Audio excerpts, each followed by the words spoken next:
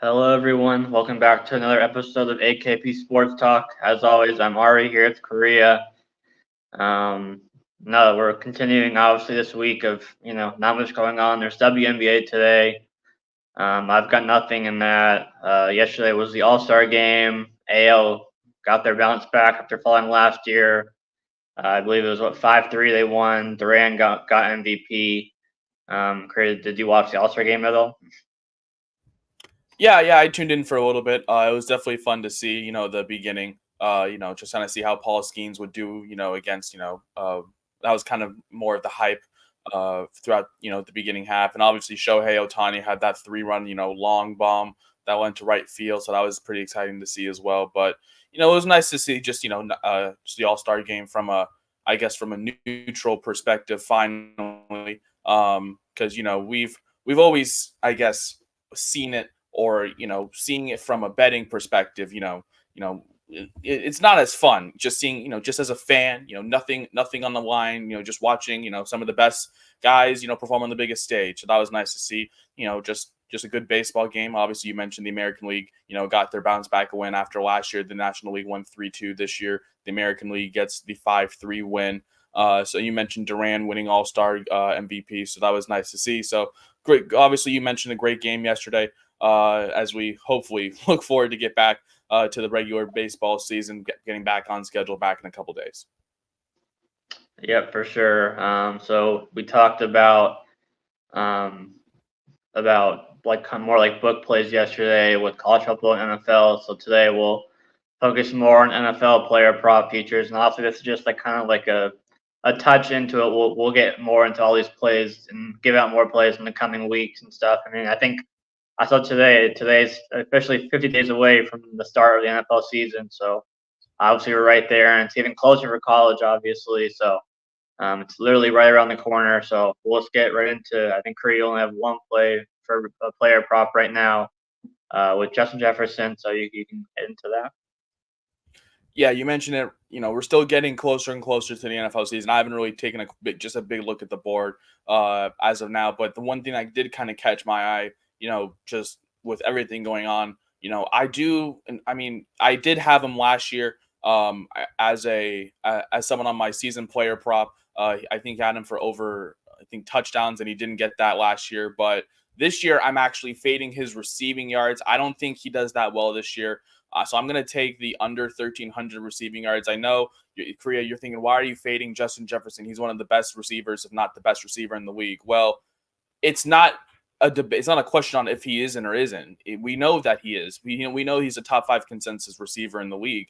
You just got to look at what's around him. Obviously, first, I mean, it's an unfortunate situation, but the whole Jordan Addison incident, that doesn't, help your case because, well, if this is something more serious than it pertains to be, well, obviously Jordan Addison's going to be gone for a long time, which obviously means, okay, well, that was their number 2 option for the Vikings, which means the number 1 option is going to be double teamed almost all the time. They don't have, well, obviously, after losing both of their backs now, the whole offense is kind of just in question. Obviously the quarterback play, we talked about it yesterday. McCarthy was kind of, I guess, the consensus starter after the draft, but then, he has struggled. So looking like to be Sam Darnold, and Sam Darnold hasn't, has looked good, I guess, at some times in really, really recent history. But we can't really say that he's a dependable quarterback who's really going to make Justin Jefferson be that number 1 receiver that he always is. And, I just really am kind of just low on this whole Vikings team. We talked about it yesterday. And, kind of going on top of that, I just feel like, with Justin Jefferson already being, their main offensive weapon, if pretty much the offensive weapon mainly on offense, I feel like he's going to be, in this spot, where he's going to be the priority target every time. You're going to have your best, all opposing defense are going to have their best corners or best route defenders on just Justin Jefferson at all times. And, obviously, he's not, unstoppable. We've seen him make some incredible catches, throughout his time, throughout his time in Minnesota or even down in LSU for a little bit. But yeah, I'm just more fading this whole offense. And obviously the whole offense kind of revolves around Justin Jefferson. So my early pick right now, I saw it on Prize Picks right now, is at 1299.5. So pretty much 1,300, just for him not to get over 1,300 yards. I think that's a great look, especially where obviously, he's going to be the main focal point of this offense. And, and obviously, you don't wish for, any kind of injuries, but obviously he did get injured for a significant amount of time last year. So, if he does get injured again, we're obviously rooting for an under. So, that would obviously be pretty beneficial for us as well, if he does get injured. But, we don't want him to get injured because, obviously we don't wish injuries on any players in any way, shape, or form. But, obviously just with how this whole offense is looking for the Minnesota Vikings, kind of in a rebuilding phase after, I'd say you can kind of say their prime, has kind of, I guess, it's all kind of left. And now with Kirk Cousins finally leaving, they're in a whole brand new regime, obviously led by Justin Jefferson. And obviously, we talked about, the unfortunate incident with Jordan Addison. We don't know much about it right now at this very moment, but if it does pertain to be something, where the NFL does investigate and it becomes a lot more serious and whatnot, that could be a huge loss to this offense as well. And, this whole Vikings team, is definitely in a completely new kind of regime, new system. And, even though Justin Jefferson remains kind of the one constant, I just don't think his numbers are going to remain constant because of that. And so I'm not saying he's expected to take a step back. I think his numbers will this year just because of, all the things around him. So I'm looking at right now, Justin Jefferson fading his receiving yards, just, with all the quarterback issues right now. We don't really know, obviously you mentioned Sam Darnold looking like, more and more as a starter. And, if that's really what it's looking like as of now, then I don't really trust Sam Darnold even more than I trust JJ McCarthy, just because of what we've seen from Sam Darnold. And also, as I mentioned, Justin Jefferson's going to be obviously the number one option every single week for Minnesota. So, obviously every team that is at least going to try to put, their best defenders out there, double, triple team him almost every time because they know how special of a talent he is. So right now I'm just targeting, fading his receiving yards for the season entry right now. It's at 1299.5 on DraftKings, on Prize Picks, so pretty much 1300. So that's why I rounded it up to 1300. Just not having a 1300 seat. I think I may have that in the season entry. Also, the full NFL season entry coming up probably in about a month from now, give or take a few weeks. So I do like Justin Jefferson fading his receiving yards. That's probably one I may come back to in about a month as I build the NFL season entry. But Ari, I'll stop yapping here. I know you've been. I know you have a few more picks than me as we get closer to the NFL season. Are there any season player props that you're targeting right now?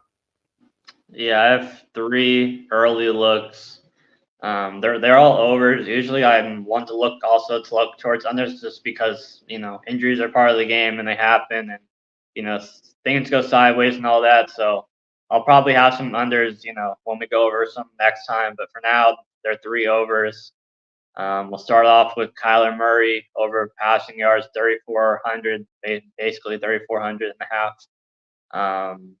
Last year, obviously, he missed the first, I think it was like 8-9 weeks of the season last year, and he came back, I think, in week 10, I believe it was. And obviously, at that point, the Cardinals season was over. So I think him coming back alone, says something about like his motivation and, what he wants to prove and all of that. And obviously, it doesn't work like this where you can just like extrapolate, numbers from a certain, span or whatever. But I did just to see what he was on pace for. If you put his numbers through the games he played, and I think it was 8 games over, a full season, and it was over 3,800. And obviously, that was, coming off injury. Now you added Marvin Harrison Jr. to the mix, obviously, which and tremendously, improves their receiving room. Obviously, a full season with McBride. We saw Greg George kind of take a step forward last year as a receiver. You still have James Conner, who will be involved in the passing game. So, and it's still a Cardinals team that is getting some hype from people, but it's still a team that's has a bad defense, and they're going to be playing from behind. Pretty much every week, or most weeks, obviously. So, I really like this look for Kyler Murray over passing yards. There should be a ton of volume. Again, bad defense, should be in some shootouts. Marvin Harrison Jr. obviously is, could be a wide receiver 1 in fantasy potentially. So obviously that would translate to his, stats being high with Kyler. So that's my first look is Kyler over passing yards. Second look early is Jaden Daniels over rushing yards. Obviously we saw what he was able to do at LSU. With his dynamic ability as a runner, when things don't go his way, first, second read or whatever, still playing behind, at the very least a below average offensive line in Washington. I mean, you look at Lamar Jackson's second year, his first full season, second year, he ran for over 1,200 yards. I'm not saying Daniel's going to do that necessarily, but obviously to get to 550 plus, you don't have to do that, obviously. So I think he can easily run for 700 to 800 yards, as a rookie this year. Just given his situation and what he's able to do. I was also looking at Anthony Richardson, who's at the same line, who obviously I'm bullish on the Colts and him, as we talked about yesterday. So I was also looking at him, which is the same line, 550 and a half, which I also like. But for the purpose of this video, I just went with Jaden Daniels here.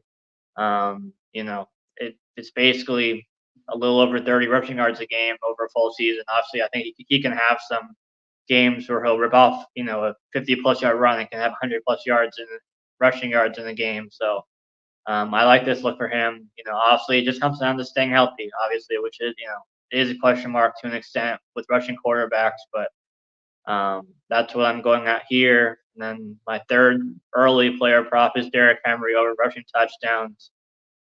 Obviously there is some talk about him at his age and what he can still do, but I mean last year I don't think he really showed that much of a sign of slowing down at all. And obviously now he's playing, alongside Lamar Jackson, where defenses have to, account for both of them when they're near the goal line. And you can say that goes both ways, where it could help Lamar, potentially rush for more touchdowns as well. But I mean, Gus Edwards ran for 13 last year, obviously, and I don't see Derrick Henry doing, I don't see him doing worse than that. Obviously, there's some leeway here where he can do a little bit worse than that and rush for 11 or 12 and still hit this line. So I think that there's going to be there could be several games where he rushes for, 2 touchdowns from like the 1 or 2 yard line, on this offense. So that helps this line of needing 11. I think he'll have a lot of the games with 1 or 2, maybe even 1 with 3 potentially, where they're just like dominating and they get by the goal line, drive after drive. So those are my 3 early looks for player props so far. Kyler Murray over passing yards, Jaden Daniels over rushing yards, and Derrick Henry over rushing touchdowns. I do like the Kyler Murray look a lot. You mentioned, especially last year, he came in. It was obviously, you mentioned around, the halfway point of the season, week 8, 9 or 10 or somewhere around there. And, obviously, you could say, that whether or not it was a him decision, coaching decision or whatnot, obviously he still performed pretty well. You mentioned it was pretty much a little bit of a glimpse of what Arizona football is probably going to be looking like this year in terms of just, how their defense is not really that great. And you mentioned they're going to be playing a lot from behind, probably a lot more high-scoring games potentially. You mentioned, obviously, the addition of MHJ, Marvin Harrison Jr., obviously the talented receiver. He could be, obviously, Kyler's new guy. Obviously, that was formerly DeAndre Hopkins before he left to go to Tennessee. So you mentioned, he was on pace for 3,800 last year, for that, little stint that he had. But you can take it with whatever you can, but it's mostly the same kind of offense. You mentioned Trey McBride emerging as a tight end target for him as well, Dortch as well, as a threat on the offensive side. I know they still have Rondale Moore, who they like to use out of the backfield, as like kind of maybe in the jet sweep or maybe a touch pass or something. So I do like Kyler Murray as well, kind of, especially, the only kind of depend. You mentioned with all these, overs and unders on player props, obviously the main deciding factor is injuries. So, we can't really hope Kyler Murray gets injured or whatnot. So, but obviously I do like that look for you, on a team that's, still figuring out what they're going to be running and, how, to kind of match up defensively in terms of how they are offensively. I do like that play for you. And you mentioned Jaden Daniels, obviously we've seen what he can do, whether it was at ASU or at LSU as well. With his ability to not only, be, a good pocket passer, but be outside and, be able to run and use his feet. And, we've saw it plenty of times at LSU. He can break away for a 50-plus yard run and, find the end zone and whatnot. And, you mentioned, Lamar Jackson, after his first year, obviously he put up 1,200 yards on the ground. And, we're not saying Jaden Daniels is going to be like that, but obviously, especially for the Commanders who, have never had, the greatest offensive line. There's going to be plenty of opportunities for Jaden Daniels to scramble out the pocket and make something out of nothing using his feet. Especially over an 18-game season. You mentioned, only averaging about 30 rushing yards a game, and all he needs is one big, maybe 50-yard rushing yard touchdown or something like that. So I do like that play for you as well. And then finally, Derrick Henry. You mentioned, his new team in Baltimore. That could maybe be a curse or a blessing, depending on how you want to look at it. Obviously, with him, being kind of the goal line threat now, that maybe opens the playbook for Lamar Jackson to maybe do a little more, goal line read options. But at the same time, you mentioned Gus Edwards, he still had 13 on the ground last year before he moved to Los Angeles. So I do like Derrick Henry, obviously, if it's first and goal or whatever, obviously they do like to, maybe do some trickery with Lamar Jackson, but obviously 9 times out of 10, they're obviously going to try to, have Derrick Henry just use his legs and pound it in. Obviously, we saw that all the time in Tennessee. I don't think there's going to be that much of a switch up, even though, it's a new system. And I think the system maybe benefits him a little more just because of, the fact that you already have Lamar Jackson as that running back threat, that kind of opens the lane up for Derrick Henry, a lot more on the ground, kind of having to look out for both players on the ground. So I do like those 3 player props for you, just taking an early look at the season entry, just getting a good read on how the season, potentially could look. And, obviously, this is super early. So, these lines may be adjusting as we get closer and closer to the season. But I do like those 3 for Ari. My only one, Justin Jefferson, under 13.5 receiving yards. Obviously, I mentioned right now it's on Prize Picks. That's at 12.5. So just running it up to 13, but taking the less on that, obviously. We're just giving out a few early player prop entries here. Obviously, the season starting, as Ari mentioned, 50 days away from kickoff in Arrowhead between the Ravens and Chiefs, and then obviously the day after going down to Brazil to see the Packers and the Eagles. But obviously we're getting closer and closer to the beginning of the NFL season alongside the college football season. Tomorrow, obviously, the last day of the week where we have no baseball. So tomorrow I'm going to be mostly focusing on kind of just where we are at in terms of my season entries. Obviously, I gave those out way long ago back at the beginning of the season in March. And I just wanted to give you all pretty much a quick update as obviously we get to the halfway point of the season. Obviously, I have my season entries, kind of see how we're doing in terms of projections and all that stuff as well. That's going to be mostly what I'm doing tomorrow as we get closer to the beginning of the restart of the MLB season. Obviously, that's going to do it for this episode of AKP Sports Talk. We appreciate you guys for tuning in. That's RM Korea. Thank you guys so much for tuning in, and we will be back tomorrow. Have a great day, everybody.